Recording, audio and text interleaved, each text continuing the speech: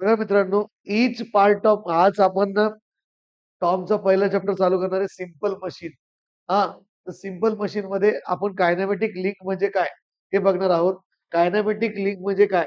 Each part of machine which moves relative to some other part is known as a kinematic link. Each part of machine which moves relative to some other part is known as a kinematic link or simply link or element पण म्हणतो आपण त्याला. म्हणजे एक part दुसऱ्यामुळे motion होत असत त्याला काय म्हणायचं? Kinematic link. बघा मित्रांनो, हा कनेक्टिंग रॉड एक लिंक आहे, ही क्रॅक एक लिंक आहे, हा हे पिस्टन एक लिंक आहे. आलं लक्षात? हे पिस्टन रॉड एक लिंक आहे. तर लिंक म्हणजे काय? Each part of machine which moves relative to some other parts is known as a kinematic link. समजलं? नंतर आता there are 3 types of kinematic link. 3 टाइपच्या कायनेमॅटिक लिंक आहे. हां, तर 3 टाइपच्या कायनेमॅटिक लिंक कोणत्या-कोणत्या आहेत नीट लक्ष द्या. हां, आता बघा कायनेमॅटिक लिंकमध्ये सगळ्यात पहिली आहे rigid link.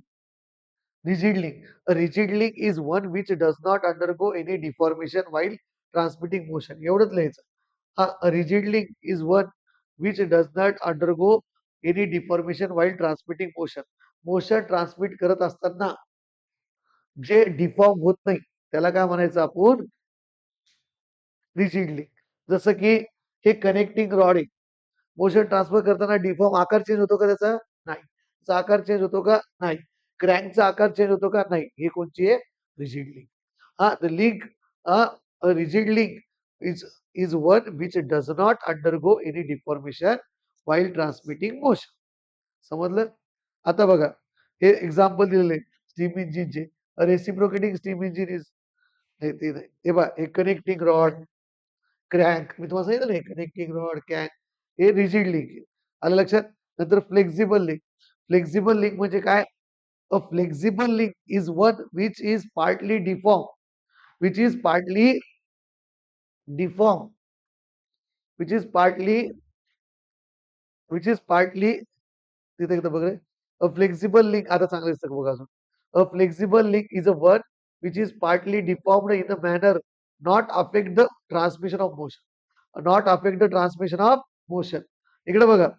A flexible link is one which is partly deformed in a manner not affect the transmission of motion. म्हणजे इकडे बघा. फ्लेक्सिबल लिंक मध्ये काय करतात तुम्ही? पहा एक्झाम्पल बेल्ट माहिती तुम्हाला बेल्ट चक्कीचा बेल्ट तो डिफॉर्म होतो. तो काय होत असतो? बेल्ट डिफॉर्म होत असतो. म्हणून बेल्ट जे फ्लेक्सिबल असते. जसं की रोप्स म्हणजे रस्सी. हां, चेन म्हणजे चेन गाडीची माहिती आहे ना? हे काय असतं? Flexible link. समजलं? नंतर फ्लुइड लिंक. फ्लुइड लिंक म्हणजे काय? A fluid link is one which is formed by having a fluid. ज्याच्यात फ्लुइड आहे त्याला काय म्हणायचं? फ्लुइड लिंक म्हणायचं. बस एवढं जरी लिहिलं तरी चालतं. Fluid link. एक्झाम्पल काय? Hydraulic jack, hydraulic press, hydraulic brake हे कशाचे एक्झाम्पल आहे? फ्लुइड लिंकचे. समजलं? नाव नेक्स्ट. एकदम क्लिअर वाचता येईल. आता बघा नेक्स्ट. हे कळालं सगळ्यांना? काय शिकलो आपण? टाइप्स ऑफ लिंक आणि लिंक म्हणजे काय? Each part of machine which moves relative to some other parts is called as a kinematic link or element.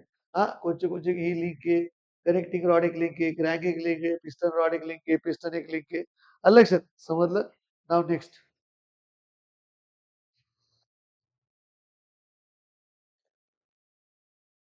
Hello? हां, बोल. बघा difference between machine and structure. बघा हा सिलेबसला आहे आणि 4 मार्काला येऊ शकतो. नीट लक्ष द्या. हां, the part of machine which moves relative to some one another. आलं लक्षात? इकडे बघा. आता ह्याच्यातनं तुम्हाला डिफरन्स वाईज लिहायचंय मशीन अँड स्ट्रक्चरमध्ये. मशीनमध्ये काय असतं माहिती आहे का? त्याचे जे पार्ट्स आहे ते एकमेकाला मूव्ह होते. जसं की आताच तुम्ही स्टीम इंजिन बघितलं. कनेक्टिंग रॉड, क्रॅंक फिरली की कनेक्टिंग रॉड फिरतं. क्रॅंक फिरली की काय होतं? कनेक्टिंग रॉड फिरतं.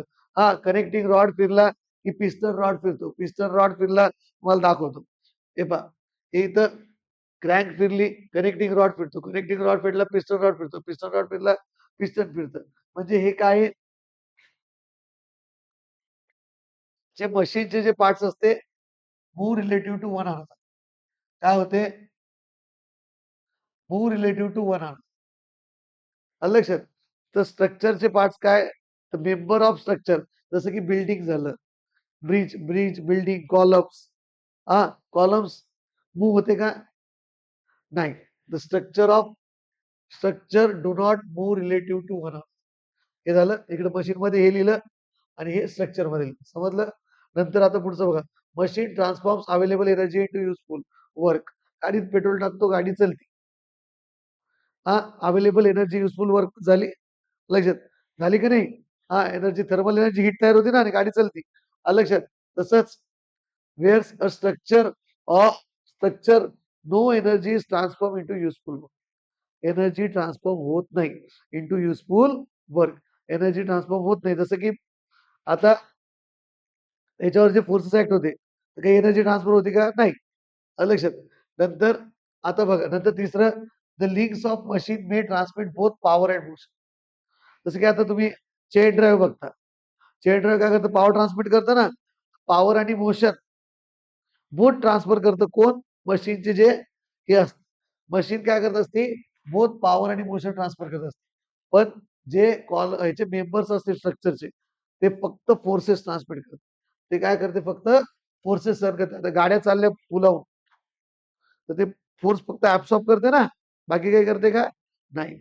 आलं? आणि तुम्ही अजून एक लिहू शकता याच्यात, चौथं एक्झाम्पल. एक्झाम्पल ऑफ मशीन काही पण लिहू शकता. लेथ मशीन, ड्रिलिंग मशीन, आपलं vehicle, drilling machine, vehicle, etcetera. हा, आणि ह्याचं काय लिहू शकता एक्झाम्पल? स्ट्रक्चरचं स्ट्रक्चरचं एक्झाम्पल काय लिहू शकता? स्ट्रक्चरचं बिल्डिंग, बिल्डिंग, हा, ब्रिज, हा, काय रूफ ट्रस, हे ते. आलं लक्षात? तर समजलं मशीन आणि स्ट्रक्चरचा डिफरन्स. नाव आपण बघू नेक्स्ट. आता टाइप्स ऑफ कन्स्ट्रेंट मोशन बघू. कायनामेटिक पेअरच्या आधी टाइप्स ऑफ कन्स्ट्रेंट मोशन.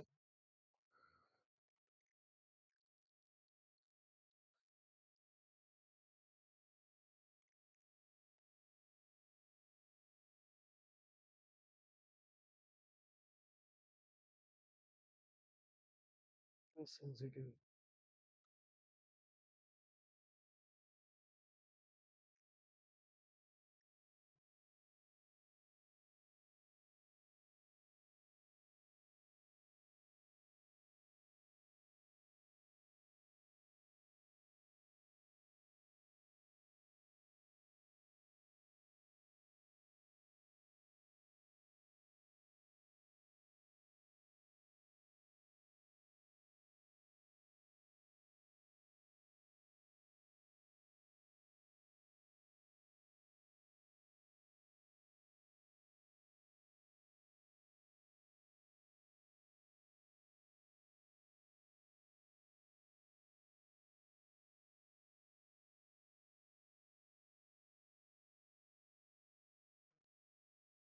तर बघा, आता टाइप्स ऑफ कन्स्ट्रेंट मोशन मध्ये, हा,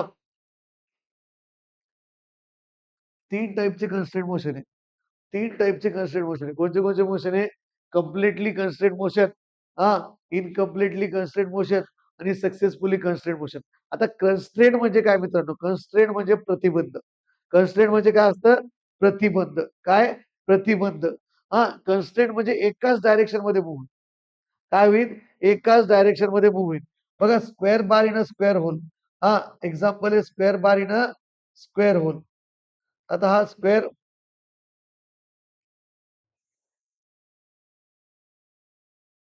आता हे स्क्वेअर बार आहे.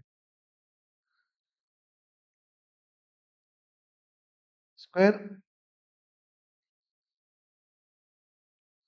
इथं जर आपण असं बघितलं,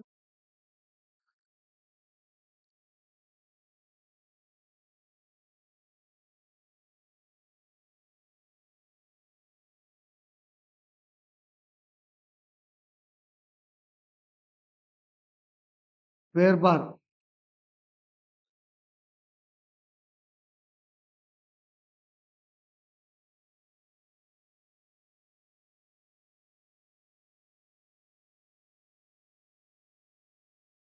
square bar in a square hole. Bhavana पोहोचलाय ना डायग्रामच्या. Square bar in a square hole.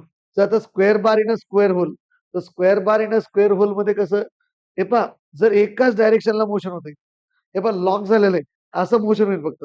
हा फिरण का नाही, कारण square bar in square hole आहे. आलं लक्षात. तर हे पहा, when the motion between a pair is limited to definite direction irrespective direction of applied force, then the motion is said to be completely constrained motion. जर ज्या direction मध्ये force apply करायला लागले त्याच डायरेक्शन मध्ये जर मोशन होत असेल तर त्याला काय म्हणायचं, कम्प्लिटली कन्स्ट्रेंट मोशन. म्हणजे कम्प्लिटली प्रतिबंध दिलेला आहे की दुसऱ्या डायरेक्शन मध्ये होऊच नाही. अरे ही डायग्राम त्याची, ही डायग्राम किंवा ही डायग्राम काढू शकता. हा ही डायग्राम, तर काय फक्त 2D डायग्राम काढावं लागते आपल्याला. स्क्वेअर बार जर स्क्वेअर हो बार जर टाकला या स्क्वेअर होल मध्ये, तर तो फक्त एकाच डायरेक्शनला मूव्ह होईल ना, त्याला दुसरी डायरेक्शनला मूव्ह होताच येणार नाही. येईन का नाही. काय, when the motion between a pair is limited to definite direction irrespective to the direction of applied force, then motion is said to be completely constrained motion. समजलं का, completely constrained motion. Example, for example piston आणि cylinder form a pair of motion of piston to limited direction. Piston आणि cylinder पण तुम्ही example घेऊ शकता, किंवा square bar in a square hole एक एक्झाम्पल घेऊ शकता. आलं लक्षात, समजलं, कळालं का सगळ्यांना. आता बघा नेक्स्ट, नंतर आता हे झालं कम्प्लिटली कन्स्ट्रेंट मोशन. स्क्वेअर आणि square bar in square hole हे पण एक्झाम्पल सांगितलं मी. आता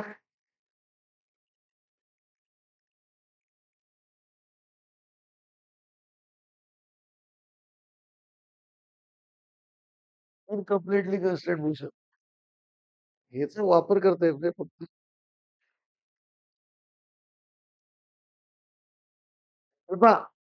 Wien the motion between the pair takes place more than one direction, एक पेक्षा जास्त डायरेक्शन मध्ये जर मोशन होत असेल, म्हणजे प्रतिबंध आहे का नाही, त्याला काही मर्यादा आहे का नाही.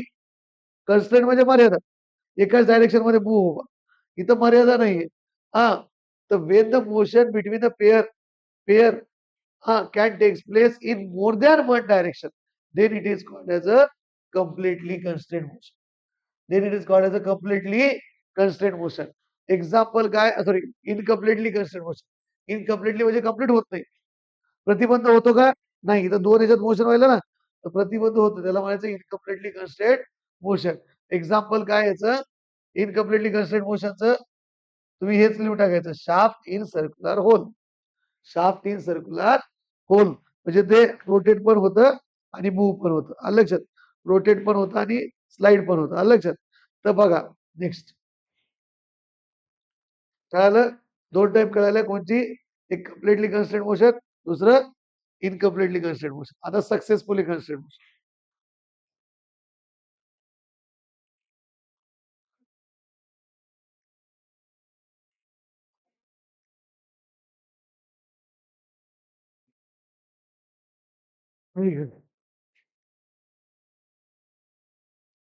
सक्सेसफुली कन्स्ट्रेंट मोशन मध्ये काय,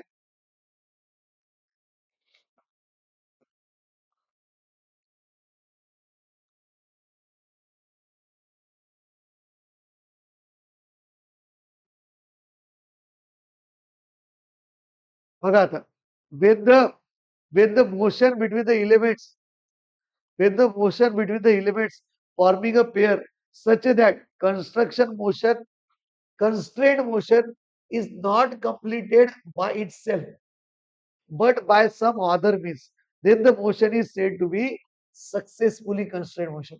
म्हणजे इथं सगळ्यात पहिले काय होत असतं, बिना जर लोड लावला नाही तर ते फिरतं पण आणि खाली पण जात. हा, म्हणजे फिरतं पण आणि खाली पण जातं, म्हणजे एकपेक्षा जास्त मोशन आहे, म्हणजे इनकम्प्लिटली कन्स्ट्रेंट मोशन. पण मग त्याला जर सक्सेसफुली करायचं तर काय करायचं, इथं तुम्ही लोड लावून टाकलं, त्याचं एक मोशन काय होतं, थांबतं, मग ते फक्त फिरत.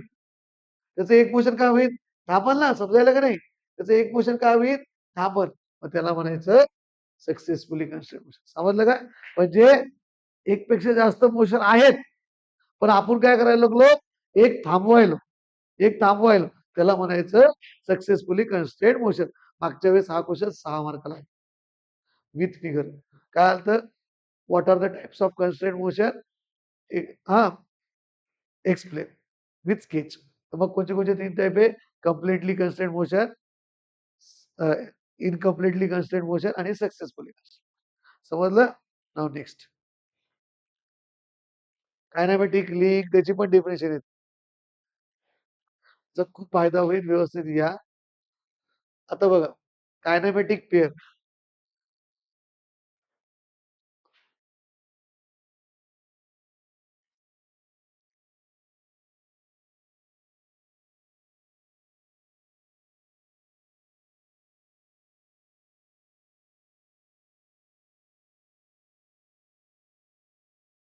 2 links or elements of a machine when in contact with each other are said to form a pair if the relative motion between them is completely or successfully constrained. हे पहा, काय the 2 link of or elements of a machine when in contact with each other are said to form a pair, then the relative motion between them is completely or successfully constrained. म्हणजे 2 link pair कधी बनत्या, 2 link 2 लिंकच pair बनतात ना, त्यांचं motion जे completely किंवा successfully construct असतात, म्हणजे एकाच डायरेक्शन मध्ये असतात. जसं की पिस्टन आणि सिलेंडर. हा, इथं स्लाइडिंग पेअर फॉर्म होत, पिस्टन आणि सिलेंडर. पिस्टन काय करतं, सिलेंडर मध्ये स्लाइड करतं. लक्षात. कायनेमॅटिक पेअर काय, कायनेमॅटिक पेअर म्हणजे काय, two elements of a pair, two elements of a two links or elements of a machine when in contact with each other form a pair when their relative motion between them is completely or successfully constrained. समजलं. नंतर बघा, आता types of kinematic pair, types of kinematic pair.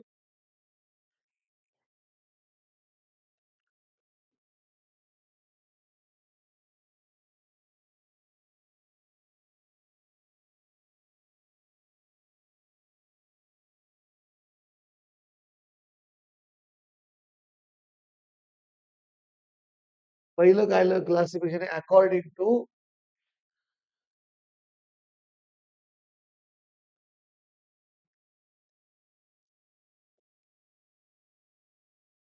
Types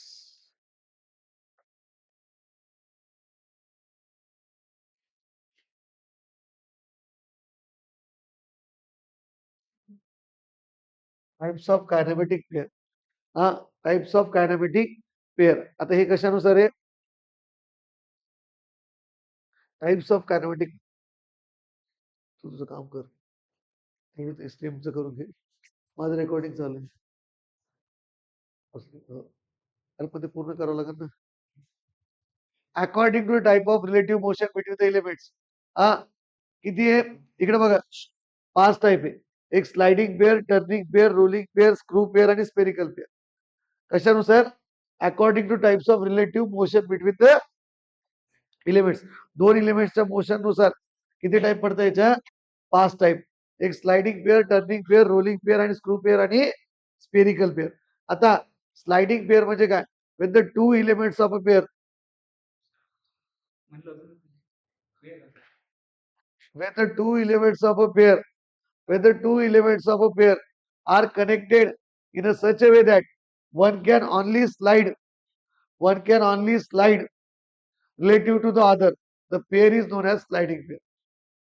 The elements of a इकडे बघा, when the two elements of a pair are connected in a such a way that one can only slide over the other is known as a sliding pair. जसं की piston cylinder, piston cylinder जर arrangement आहे,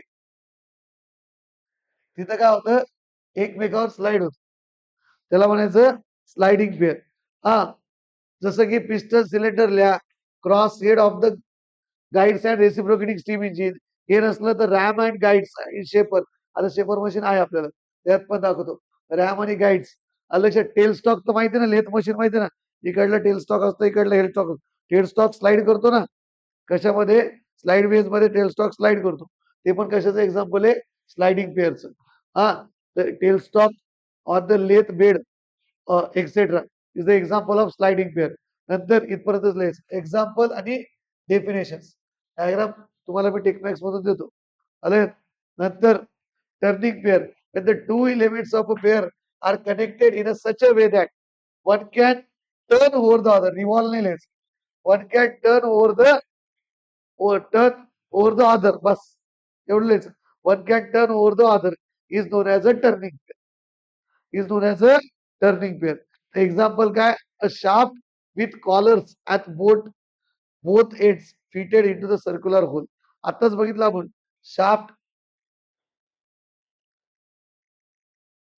हा याला collar लावलेलं आहे. फक्त turn होईल.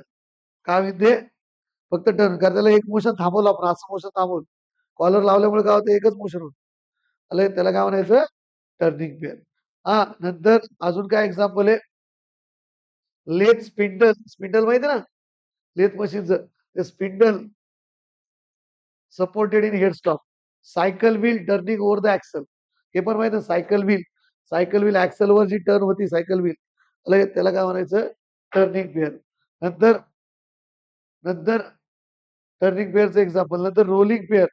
When the two elements of a pair are connected in a such a way that one rolls over the another fixedly. One rolls over the another. Rolling pair. हा म्हणजे एकमेकावर role होत असं त्याला काय म्हणायचं? Rolling pair. जसं की ball bearing. Ball bearing अशा असते ना एकमेकावर रोल होते. नंतर काय? Screw pair. When the two elements of a pair are connected in a such a way that are connected in a such a way that one element can turn about the other by screw threads. Screw थ्रेडनी. हा फक्त screw thread. Nut आणि bolt माहिती ना? Nut and bolt is example of screw pair. हा टर्नच होते एकमेकावर. कशाच्या मदतीने? स्क्रू थ्रेडच्या मध्ये. त्याला काय म्हणायचं? Screw pair. अजून दुसरं example the lead screw of lathe. Lead screw of lathe. तुम्हाला असं येऊ शकतं बरं.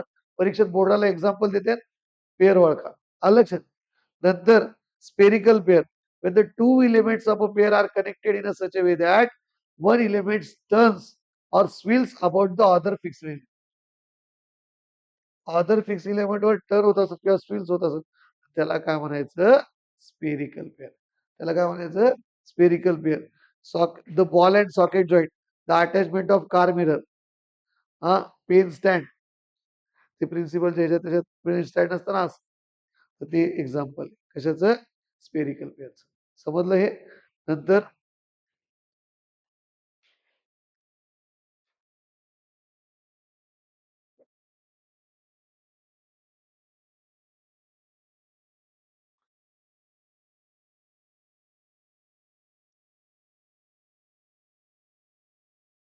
म्हणजे 3 वाजले ना? तर ना तेवढं. हां, तुमचं घ्यायचंय ना अजून? तोवरचं तुम्ही हे लिहून काढता का फक्त? हां, तोवरचं बघा हे 2 मिनिट.